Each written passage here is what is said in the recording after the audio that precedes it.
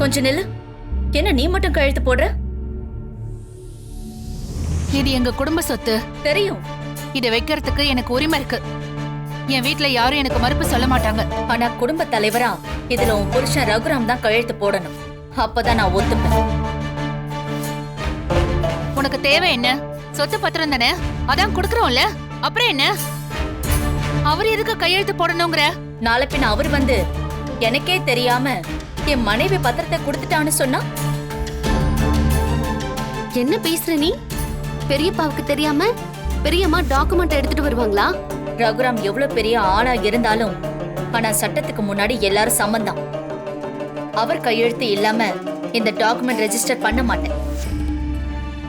ஏன் புவனேஸ்வரி இப்படி பிரச்சனை மேல பிரச்சனை பண்ணிக்கிட்டே இருக்க? வீட்ல இருந்து ரெஜிஸ்டர் ஆபீஸ் வரைக்கும் டாக்குமெண்டோட வந்து உன் மருமகனுக்கு ஹெல்ப் பண்ணணும்னு நினைக்கிறேன். உன் பாசத்தை நான் மதிக்கிறேன்.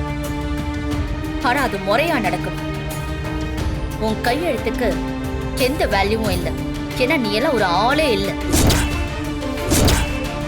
இங்க பாரு, பெரியம்மாவை ஏதாவது சொன்ன நடக்கிறதே வேற.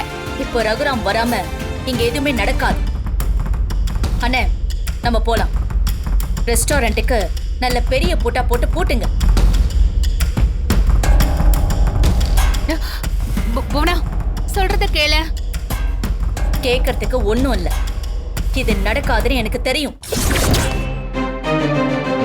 Time waste. அண்ணே, வாங்க போலாம். புவனேஸ்வரி. ஜானகி, இன்னைக்கு எனக்கு ஒரு ஷாக்கிங்கான நாள். எது நடக்காதுன்னு நினைச்சனோ அதெல்லாம் நடந்துருச்சு. ஆனா இப்படி ஒரு விஷயம் நடக்கும்னு நான் ஸ்கெட்ச் போட்டேன். ஆனா நடக்காதோ. உன் வீட்டு பாத்திரம் என் கைக்கு வராதுன்னு நினைச்சேன். எப்படி உன் மாப்பிள்ளை மூலமா உன் வீட்டு பத்திரத்தை என் கைக்கு வர வச்சோம் பாத்தியா? இப்போ உன்னோட வீட்டு பத்திரம் என் கையில இருக்கு. 50 லட்சம் ரூபாய்க்கு ஷூரிட்டியா உன் மருமகனுக்காக நீ கொடுத்திருக்க. அவன் நல்லா வேலை பார்ப்பான், சம்பாதிப்பான், உன் பொண்ணுக்கு நல்ல வாழ்க்கை கொடுப்பான். அப்படிங்கிற உன் சுயநலத்துக்காக இதை நீ பண்ணிருக்க. அதெல்லாம் ஓகே. ஒரே ஒரு விஷயத்த மட்டும் உன்கிட்ட சொல்றேன். உன் மருமகனால ஹோட்டலை நடத்தவே முடியாது. நடத்தவும் நான் விட மாட்டேன். அவன் ஹோட்டல் நடத்தினாதானே கடனை கட்டுவான். கட்ட விட மாட்டேன். கடனை கட்ட முடியாம, வட்டியை கட்ட முடியாம, வட்டிக்கு மேல வட்டி குட்டி போட்டு 50 லட்சம் 60 லட்சம் 70 லட்சம் ஆகி உன் மருமகன் கதிர் தலை சுத்தி போய் நிப்பான். அன்னைக்கு உன்னால அவனை காப்பாத்தவே முடியாதுங்கிற சூழ்நிலை வரும். அப்பதான் நீ உன் மருமகனுக்கு ஷூரிட்டி கொடுத்ததுக்கான பலனை அனுபவிப்ப. நான் உன் வீட்டுக்கு என் ஆளுங்களோட நான் வருவேன். ஹால்ல கால் மேல கால் போட்டு உக்காந்து உன் வீட்டுக்கு வந்து வீட்டுல இருக்கிற பொருள் எல்லாம் தூக்கி வெளியே போடுவேன். உங்களை எல்லாம் நடுத்தெருவுல நிக்க வைப்பேன். நீ நல்லா ஜோக் அடிக்கிற போற. ஜெய், எவ்வளவு சீரியஸா பேசிக்கிட்டு இருக்க? சிரிக்கிற? நான் ஷூரிட்டி கொடுத்தது உண்மைதான். ஆனா நான் எழுதி கொடுத்தது அவனுக்காக இல்ல, என் மனைவி ஜானகிக்காக. எந்த ஒரு புருஷனும் தம் பொண்டாட்டி கஷ்டப்படுறத பார்த்துக்கிட்டு சும்மா இருக்க மாட்டான். அதுக்காக தான் எழுதி கொடுத்தேன். ஆனா நீ என்னவோ ஒரு பிளான் போட்டு அந்த பிளான்ல என்ன சிக்க வச்சுட்டுதா தப்பா நினைச்சுக்கிட்டு இருக்க. அது நீ போட்ட பிளான் இல்ல, புரிஞ்சுக்க. நான் பிளான் போட்டு ஒன்ன சிக்க வச்சிருக்கேன். இப்ப நீ என்ன பத்தி மட்டும்தானே யோசிச்சிருப்ப, வேற எதை பத்தியும் நீ யோசிச்சிருக்க மாட்டேன். அதுதான் என்னோட ஸ்கெட்ச். இந்த புவனாவை தப்பா எடை போடுற ரகுராம். நான் உன்ன மட்டும் இல்ல, உன் குடும்பத்துல இருக்கிற ஒவ்வொருத்தரையும் ஒழிச்சு கட்டலாம் தான் யோசிப்பேன். என்னோட முதல் டார்கெட்டே கதர். இந்த சண்டை உனக்கும் எனக்கும் தான். வேற யார் பாதிக்கப்பட்டாலும் நான் பார்த்துக்கிட்டு சும்மா இருக்க மாட்டேன். ஐயோ பாரா, மருமக மேல பாசம் பொத்துக்கிட்டு வருது. அவன் மருமக இல்ல, எங்க குடும்பத்தோட அங்கம். கூட்டு குடும்பத்தோட சாராம்சமே குடும்பத்துல யாராவது கஷ்டப்பட்டுக்கிட்டு இருந்தா அவங்கள கை கொடுத்து தூக்கி விடுறதுதான். கதிர்க்கு உண்மையிலேயே உதவி தேவைப்பட்டுச்சு. அந்த அடிப்படையில தான் நான் ஷூரிட்டி கொடுத்தேன். எதே எப்படியோ இப்போ காத்து ஏன் பக்கம் வீசும். அது உங்களை ஆட்டி அசைச்சு புடுங்கி எரிய போகும். சவால் விடுறதும் தோக்கிறதும் உனக்கு பழக்கம். எங்க குடும்பத்துக்கு ஜெயிச்சுதான் பழக்கம். பெரியப்பா ரொம்ப சந்தோஷமா இருக்கு. நீங்க எவ்வளவு பெரிய விஷயத்த பண்ணிருக்கீங்க. நேத்து நாங்க கேக்கும்போது நீங்க பண்ண மாட்டேன்னு சொன்னீங்க. அத கேக்கும்போது எங்களுக்கு கஷ்டமா இருந்துச்சு. ஆனா இன்னைக்கு நீங்களே நேர்ல வந்து ஆபீஸ்ல பண்ண விஷயம் ரொம்ப பெரிய விஷயம். அவங்க நல்லா வாழறதுக்கு ஒரு விதை போட்டு கொடுத்திருக்கீங்க. கண்டிப்பா அவங்க நல்ல விளைச்சலை பார்ப்பாங்க. அவங்க கண்டிப்பா உங்க ஆசீர்வாதத்தோட முன்னுக்கு வருவாங்க பெரியப்பா.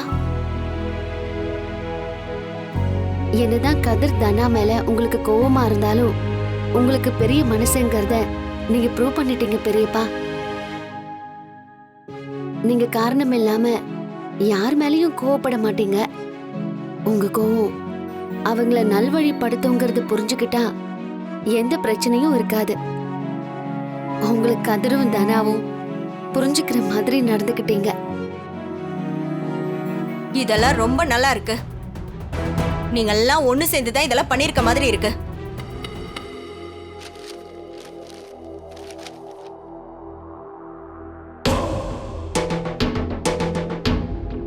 என்னம்மா பத்திரத்தையே வெறிச்சு பார்த்துட்டு இருக்க? நீ ஆசைப்பட்ட மாதிரியே அந்த ரகுராம் வீட்டு பத்திரம் உன் கைக்கு வந்துருச்சுல்ல? உனக்கு சந்தோஷம் தானே? சந்தோஷம்தான். ரகுராம் கதிருக்காக வரமாட்டார்னு உறுதியா நினைச்சேன். ஆனா கடைசி நேரத்துல வந்து எல்லாத்தையுமே மாத்திட்டாரு. இதுல ஆச்சரியப்படுறதுக்கு என்னமா இருக்கு? என்னதான் இருந்தாலும் கதிர் அவரோட மருமகன். அவனுக்காக வரமாட்டாரா என்ன? இல்லன்னு ரகுராம் அப்படிப்பட்ட ஆள் கிடையாது. பொண்ணு மேல அவருக்கு பாசம் இருந்தாலும் ஆனா அதுக்காக கதிருக்காக இவ்வளவு பெரிய ரிஸ்க் எடுக்க மாட்டார். அவரு ஏன் வந்தாருன்னு இப்ப வரைக்கும் என்னால புரிஞ்சுக்க முடியல. அதை பத்தி நம்ம ஏமா கவலைப்படணும்? அவங்க வீட்டு பத்திரம் நம்ம கைக்கு வந்துருச்சு. இதை வச்சு நம்ம என்ன பண்ணலான்னு யோசி. அது என் கைக்கு வரும்போதே நான் யோசிச்சுட்டேன்.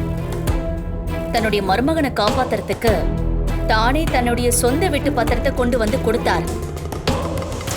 அவன் ஹோட்டல சக்சஸ்ஃபுல்லா நடத்துவான், ஜெயிப்பான், சம்பாதிப்பான்.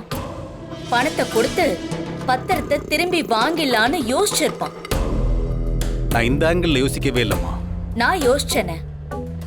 கதிர் ஹோட்டல்ல ஒழுங்கா நடத்த விடாம பண்ணிட்டா அவனால பணத்தை கொடுக்க முடியாது. ஓ, இந்த வீட்டு பத்திரத்தை வச்சே ரகுராம் குடும்பத்தை நடு தெருவில் நிறுத்தணும். அததான் நம்ம பண்ணணும். பக்காவா யோசிக்கிறோமா? ஹோட்டல் ஆரம்பிக்கிற முதல் நாள்ல இருந்தே ஒரு நாள் கூட நிம்மதியா கதிரோட ஹோட்டல் நடக்கவே கூடாது. விட்டா போதும்னு துண்டை காணும் துணியை காணும்னு ஓடணும். நான் ஒரு பிளான் சொல்றேன், அதை செய்யுங்க. அப்படியே பண்ணுங்க.